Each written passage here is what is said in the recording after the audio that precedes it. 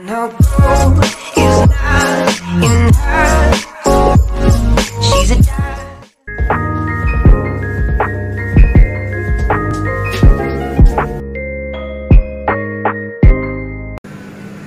Halo everyone, perkenalkan nama saya Venia Prianti. Saya dari kelas 1A Ilmu Komunikasi Universitas Islam Syekh Yusuf, Tangerang.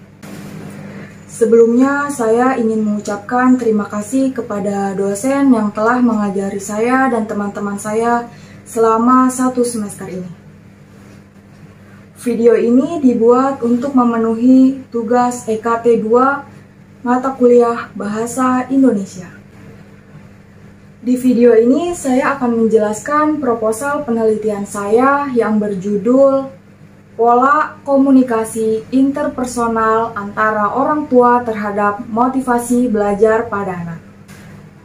Apa sih yang kalian tahu tentang komunikasi? Jadi, komunikasi itu sangat penting bagi manusia. Dengan berkomunikasi, manusia dapat saling berhubungan satu sama lain. Tidak ada manusia yang tidak terlibat dalam komunikasi.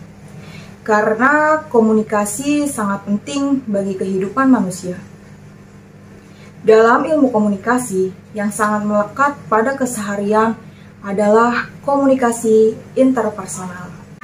Komunikasi interpersonal sebagai proses pengiriman dan penerimaan pesan di antara dua orang atau lebih, formal maupun informal.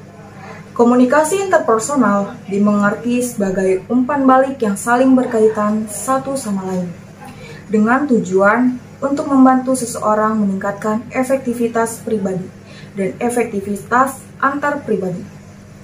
Komunikasi interpersonal mengharuskan pelaku untuk bertatap muka antara dua orang atau lebih, dengan membawakan pesan verbal maupun nonverbal, sehingga masing-masing bisa memahami satu sama lain, dan saling berinteraksi.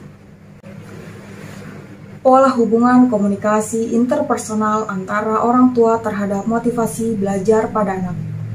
Yang pertama, pendidikan. Pendidikan adalah salah satu faktor terpenting untuk kemajuan seorang anak. Anak yang terdidik akan mencerminkan pola pikir dan pola sikap yang terdidik. Namun sebaliknya, anak yang tidak terdidik maka akan mencerminkan pola pikir dan pola sikap yang tidak terdidik. Banyak kasus yang terjadi dalam pendidikan. Contohnya yaitu banyak orang tua yang terlalu bebas keinginannya atau ambisinya untuk anak. Terlebih lagi perihal prestasi. Orang tua menuntut prestasi tinggi untuk anak tanpa dibarengi sikap demokratis serta pendekatan komunikasi yang kurang. Sebagai akibat perkembangan anak terabaikan yang pada akhirnya berpengaruh di prestasi belajar anak tersebut. Pada kasus ini, orang tua bertanggung jawab atas perkembangan dan tanggung jawab utamanya kepribadian anak. Atau orang tua bertanggung jawab untuk membimbing anak-anaknya untuk melanjutkan proses belajar. Proses belajar itu dilakukan secara langsung untuk mencapai kinerja yang diharapkan anak-anak. Anak-anak membutuhkan lingkungan yang membantu mereka belajar dan mencintai apa yang dia pelajari. Di sini, orang tua memainkan peran yang sangat penting dalam menciptakan suasana. Prestasi anak itulah yang dapat mendorong mereka untuk mencintai belajar. Dari proposal penelitian yang saya buat dan contoh kasus yang saya teliti, jadi rumusan masalahnya yaitu yang pertama, bagaimana solusi tepat yang bersangkutan dengan motivasi belajar anak yang menurun. Yang kedua, mengapa perlunya motivasi belajar bagi seorang anak. Dan yang terakhir adalah bagaimana cara memotivasi anak yang belajarnya naik turun. Lalu tujuan penelitian saya yaitu untuk mengetahui solusi yang tepat dengan memotivasi anak. Yang kedua, untuk mengetahui motivasi sangat penting dalam kegiatan belajar. Dan yang terakhir adalah untuk mengetahui cara meningkatkan motivasi belajar pada anak.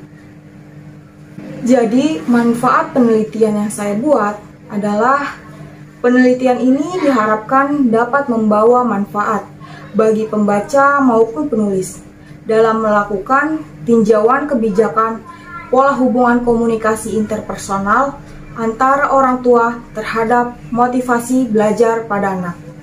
Selain itu, dengan adanya penelitian ini dapat bermanfaat untuk memperkaya literasi terkait hubungan orang tua terhadap motivasi belajar pada anak dan sebagai acuan untuk penelitian lanjutan.